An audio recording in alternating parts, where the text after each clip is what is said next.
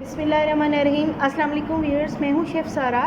आज मैं आपके लिए कुछ बच्चियों की फरमाइश थी कि हमें आटा सही तरह से गूंदना नहीं आता, तो मैं आटा गूंदने का तरीका आपको बता रही हूँ जो कि बहुत आसान है और बहुत अच्छा गूंदता है। तो इसके लिए मैंने आटा ले लिया, तकरीबन 3 कप आटा है, तो आप अपने घर के हिसाब से कर लीजिएगा। इसमें हाफ़ टी स्पून मैं नमक डाल रही हूँ और 2 से 3 टेबल स्पून इसमें ऑयल जा रहा है। तो ऑयल का मकसद ये है कि रोटी आपकी ड्राई नहीं होती और बहुत अच्छी ये तैयार होती है। तो पहले इन चीज़ों को मिक्स कर लें और पानी आम टैप वाटर ले लें जो आप घर में पीने के लिए यूज़ करते हैं, और थोड़ा थोड़ा आटे में शामिल कीजिए। बहुत सारे लोग जो हैं फ़ौरन पानी बहुत ज़्यादा डाल देते हैं, जिसकी वजह से आटा जो है उसमें से ग्लूटेन बाहर आ जाता है और रोटी फिर सही तरह से पकती नहीं है। तो इसलिए थोड़ा थोड़ा पानी डाल के इसको गूंदें, एकदम से पानी मत डालें। तो इसको आहिस्ता आहिस्ता आपने मिक्स करते जाना है और आटे को इकट्ठा करते जाना है, क्योंकि ये बेसिक चीज़ है। अक्सर बच्चियों को आटा गूंदना ठीक तरह से नहीं आता और फिर रोटी ठीक नहीं पकती।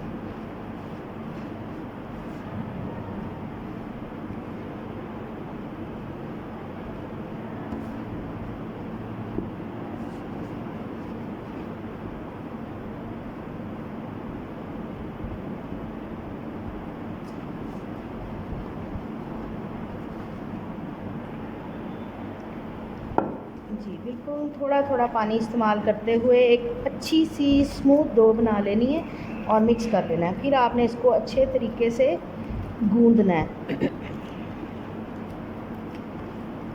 जी, ये गूंदने के बाद मैं आपसे दोबारा मिल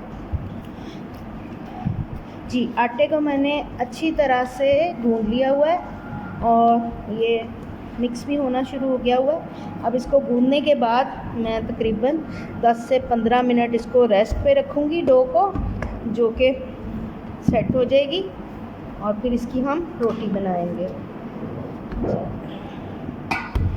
जी, आटा हमारा अच्छा सा गूंदा जा चुका है। इस पर चाहें तो क्लिंग रैप कर दें, चाहे हल्का सा ऑयल लगा के रख लें। अगर गर्मियों में आटा आपका ख़राब हो जाता है,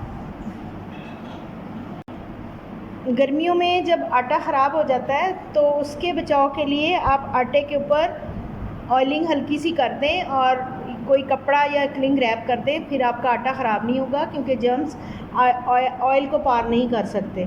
तो इसलिए आटा आपका ठीक रहेगा। तो मिलती हूँ 10 से 15 मिनट के बाद जब हम रोटी बनाएंगे। छोटे छोटे पेड़े कर लेंगे और फिर रोटी को आराम से बेल लेंगे। तो गोल सी रोटी होनी चाहिए। तवे को मैंने गरम कर लिया हुआ है, प्री हीट कर लिया हुआ है, उसकी आंच आहिस्ता कर दूँगी।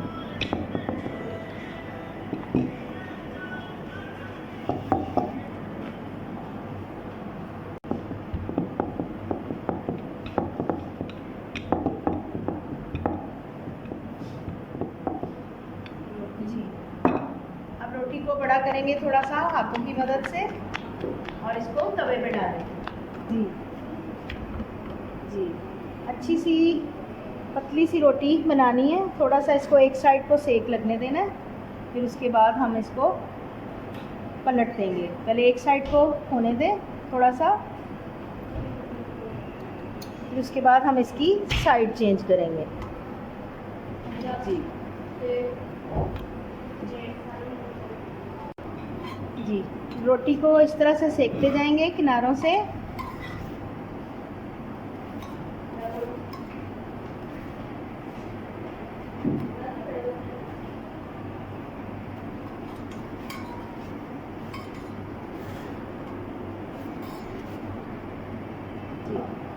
मज़ेदार सी रोटी तैयार हो चुकी है। उम्मीद है कि ये रोटी पकाने का तरीका आपको पसंद आया होगा। मिलते हैं अगली रेसिपी के साथ। अल्लाह हाफ़िज़।